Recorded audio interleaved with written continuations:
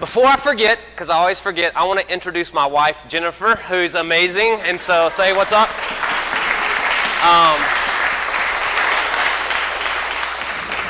So just a little background about me. I actually have roots in Colorado. My father grew up in Sterling, Colorado. Met a beautiful young lady from Antlers, Oklahoma, which happened to be my mother.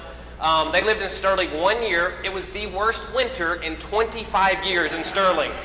My mom looked at him after that winter and said, I'm going back to Oklahoma, you can stay or come. And so I was born and raised in a small town in Antlers, Oklahoma. I put it on the map because no one in this room has ever heard of or knows where Antlers is. The blue dot is Durant, Oklahoma, and that's where I would end up really formulating leadership skills at Southeastern Oklahoma State University. If Southeastern sounds familiar, it's the University of Reba McEntire and Dennis Rodman. All right, so, yeah, can you get any more different than that? But my first day there, my parents' neighbors, who are great friends of ours, called me and said, you need to go see the university president. I'm like, why do I need to go see the university? I've been here 24 hours, I'm already in trouble. So I walk into the president's office, his chief of staff is there, and she says, when do you want to start? And I said, start what? And she said, oh, well, your neighbor said you're looking for a job, and we're looking for a personal assistant. Would you like to be the president's personal assistant? And I said, sure. Flip-flops and shorts, coming straight from marching band practice, I went to work for the university president. I was there 4.5 years as his personal assistant. We're going to circle back around to that because he was former Speaker of the House of Oklahoma and is currently the Chancellor of Oklahoma. So at Southeastern, began to grow, studied political communication, also was getting a degree in Bible from a university in Springfield, Missouri, and became a youth pastor at 19 years old. So I had a lot going on in those days. My senior year, I was playing drums in a praise and worship band called Together Since Monday.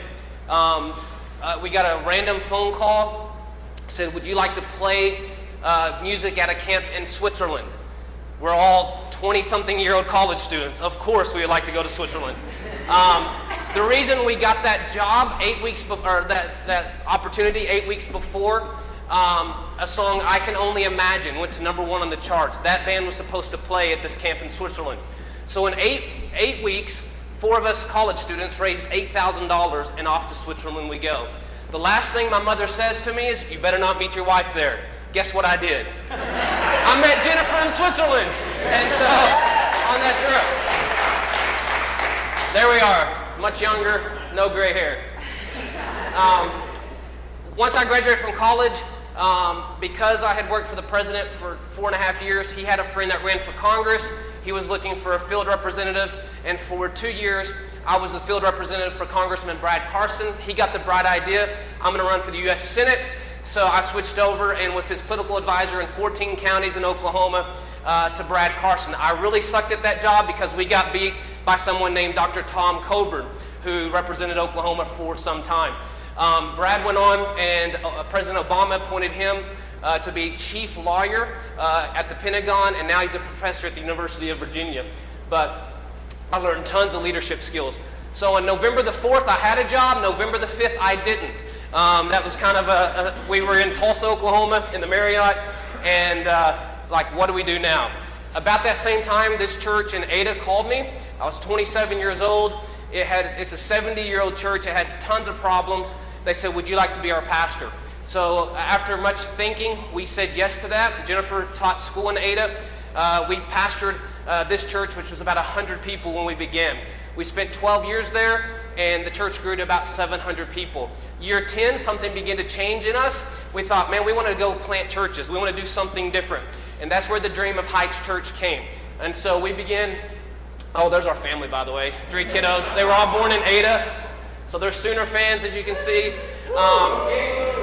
Thunder fans, which was not good last night, and we're Denver Broncos fans. So, and so this idea of planting a church that doesn't exist to consume or be consumers, but exists to be contributors.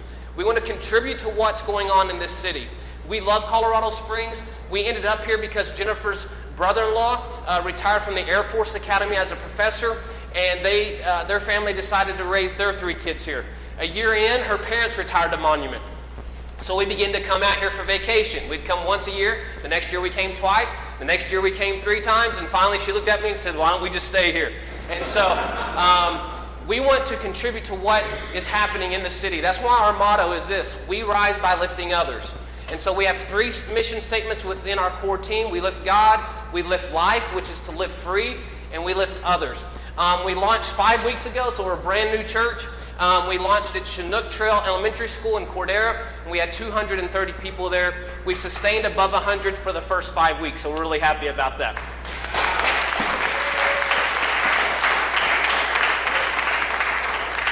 If you'd like to follow the journey, you can do so on Twitter, Instagram, and Facebook, or our website, heightschurch.co for Colorado, not .com, all right?